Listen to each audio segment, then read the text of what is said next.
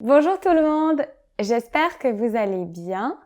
À Paris, il commence à faire très beau, c'est très agréable de se réveiller et d'avoir du soleil. Aujourd'hui, nous n'allons pas parler de météo, mais nous allons parler d'animaux, ou plutôt d'expressions françaises avec des animaux. La semaine dernière, vous avez peut-être vu ma vidéo sur les expressions françaises avec des fruits ou des légumes.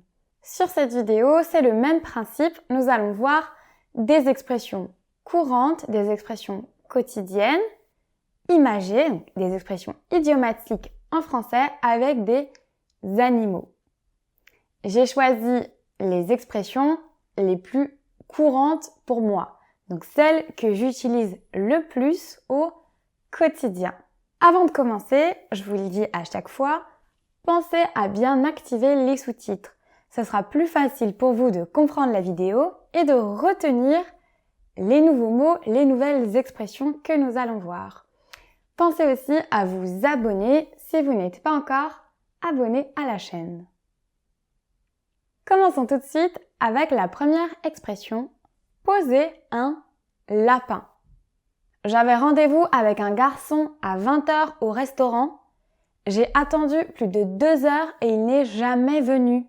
C'est pas vrai, il t'a posé un lapin comme ça, sans prévenir. Oui, il ne m'a même pas appelé pour s'excuser.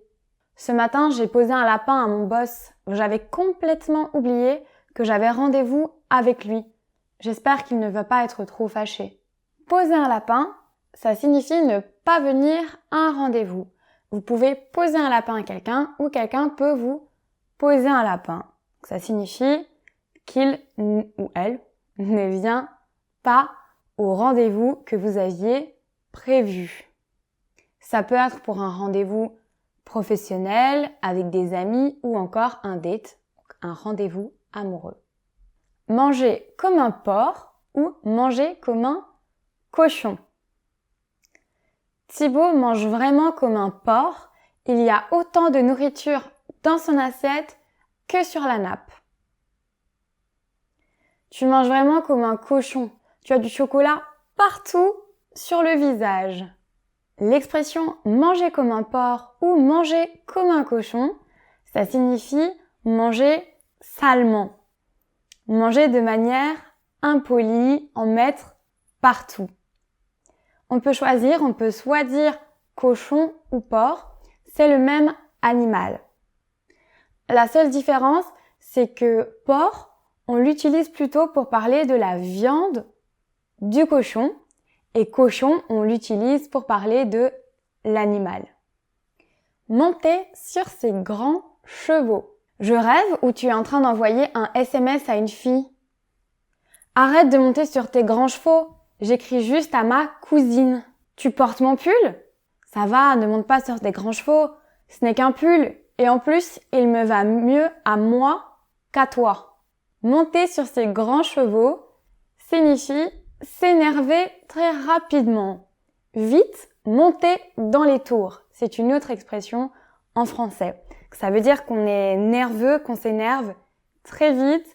On se met rapidement en colère. Avoir une faim de loup.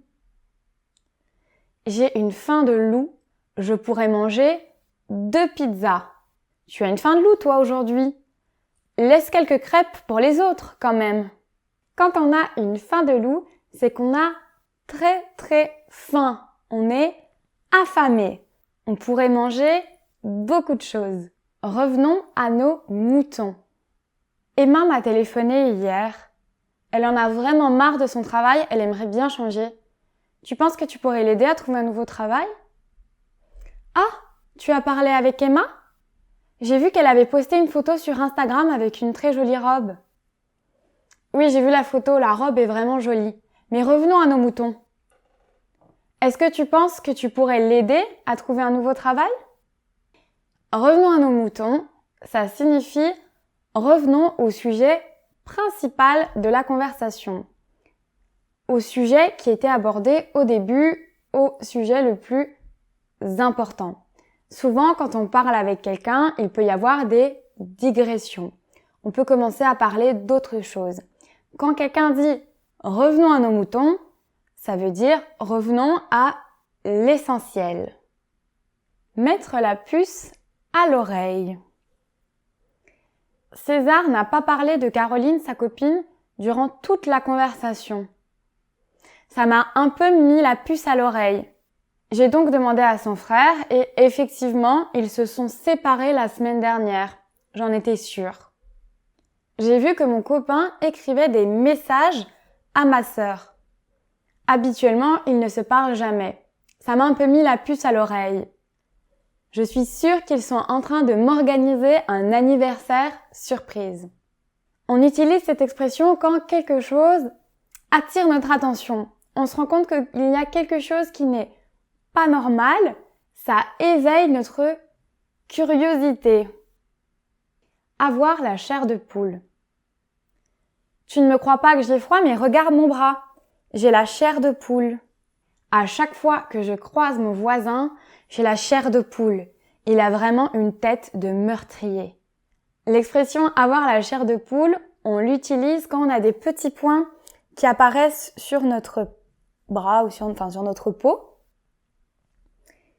On a les poils qui se dressent. Souvent, on ressent ce sentiment quand on a froid ou qu'on a très peur. Prendre le taureau par les cornes. J'ai pris 10 kilos en 3 mois.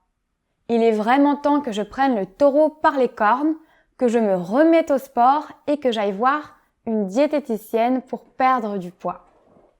Ça fait plusieurs mois que je n'ai pas de travail, je commence à avoir des difficultés à payer mon loyer. Il faut vraiment que tu prennes le taureau par les cornes et que tu commences à envoyer tes CV. Prendre le taureau par les cornes, ça signifie faire face à un problème pour essayer de le résoudre. Enfin, on a décidé d'affronter une problématique, une difficulté. On essaye de trouver une solution, on s'y met. Donner sa langue au chat. Devine qui j'ai croisé au supermarché cet après-midi. Inès? Non. Xavier? Non. Est-ce que ça commence par un B? Non. Je donne ma langue au chat. Je ne trouverai jamais. Je vais te faire une devinette. Le matin, j'ai 4 pattes. Le midi, j'ai 2 pattes. Et le soir, j'ai 3 pattes. Qui suis-je? Oh non. Je suis vraiment nulle en devinette. Je donne ma langue au chat. Donne-moi la réponse. Quand on donne sa langue au chat, c'est qu'on ne connaît pas ou qu'on ne trouve pas la réponse à une devinette. On abandonne, on se dit qu'on ne trouvera pas la solution. On demande à l'autre personne de nous donner la réponse, la solution. On donne sa langue au chat. Avoir des fourmis dans les jambes. Ah, j'ai des fourmis dans les jambes, je suis restée trop longtemps assise en tailleur. Secoue ta jambe, ça va partir. Quand on a des fourmis dans les jambes ou dans le bras, ailleurs par exemple, dans le corps, c'est qu'on a des petits picotements. Généralement, c'est parce que la circulation, notre sang ne circule pas très bien parce que certaines zones ont été compressées, on est resté trop longtemps dans la même posture. Il ne faut pas mettre la charrue avant les bœufs. Je suis en train de préparer les décorations pour notre gâteau. Ne mets pas la charrue avant les bœufs. D'abord, on va faire le gâteau, on va voir sa forme, son épaisseur, et après, seulement, on préparera les décorations.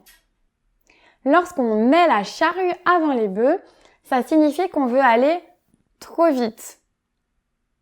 Qu'on n'est pas assez expérimenté, par exemple, et donc on ne se rend pas compte qu'il faut procéder étape par étape. Il faut commencer par le début, par le commencement, et après, on verra.